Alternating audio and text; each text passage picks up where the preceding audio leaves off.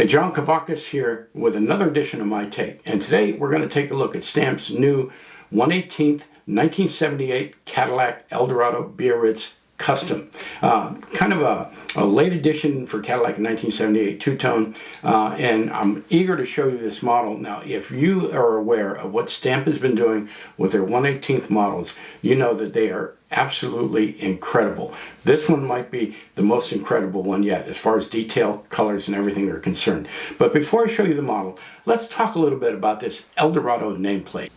Now, prior to 1952, Cadillac nameplates were always a series of letters and numbers. Model D, Model A, V16, V12, Series 60, Series 62, Series 70, and so on and so forth.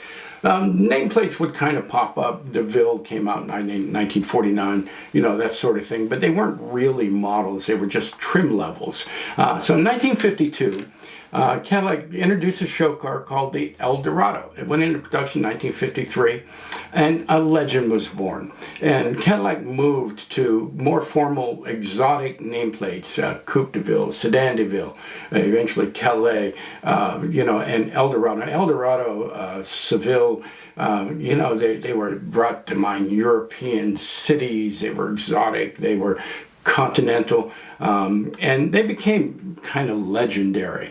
So when we say Eldorado, those of us who love cars, we all have a picture of what an Eldorado is. Some of us go back to the 50s. For me, my uncle, I was 15 years old, had a 1967 Eldorado in triple black. And it was just the most magnificent car I'd ever seen. He let me drive it when I was 15 years old. We were in Pennsylvania, and he let me take it out and take it around the neighborhood. I was just so impressed with the car, impressed with my uncle. So Eldorado means something to me. I'm sure it means something to you, too.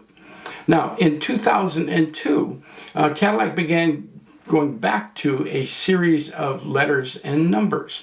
And ever since then, a lot of people have been saying, oh, gee, I wish they'd go back to the legendary nameplates. You know, they meant so much. Now we don't know what these numbers and letters are. Kind of makes me wonder what happened prior to 1952 when all they had were letters and numbers. Did those folks say, gee, I wish they'd go back to the letters and numbers? I don't know what all these nameplates are. It's just something to think about. Anyway, Stamp's given us a 1/18 Eldorado. I want to get it out of the box. I want to take a look at it. I want to show you some of the detail, and I think you'll be as excited about it as I am. Let's get it on the turntable and take a look at it. First thing I always want to point out with a Stamp model is what we call fidelity, how faithful it is to a 1/1 car. I don't have calipers that will work out to measure a 1/18 model, but as accurately as I can measure, this is a perfect 1/18 scale. The next thing would be finish, and I got to tell you something, the finish on this is flawless. The colors are accurate. The paint is deep and lustrous. It's rich. The metal flake is to scale. The trim on the chrome is lustrous. It's deep. The finish is just... Stamp has developed a new way to finish their models. They call it a varnish. It's kind of like a clear coat. It is absolutely spectacular. Then we move on to the details. I'd like to take a look at the interior first. Always see how well they've done with that. The dash is very realistic looking. You can see the steering wheel is well replicated. All the instruments are legible. Looks like you turn the radio on, listen to your favorite station. So it looks like a padded dash as well. The seats are realistic looking. They're not made out of leather. They're not made out of foam, but they look like they are. The door panels are well replicated. They've managed to capture the interior almost perfectly. Take a look at that roof. It looks deep. It looks padded. The details, the coach lights, everything is just perfectly picked out. You move around to the back of the car. The lensing in the front and the back, very realistic looking. All the badging and everything is minute, but perfectly done.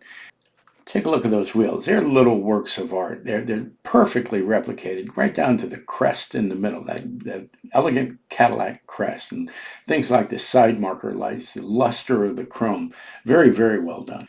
Go back to the turntable, just check out the stance of the car, the overall look and the feel of the car. This was an elegant land yacht. It was the last of the gigantic Eldorados. And the next ones I thought were pretty good looking, but this one just made a statement that no Eldorado since has made a statement.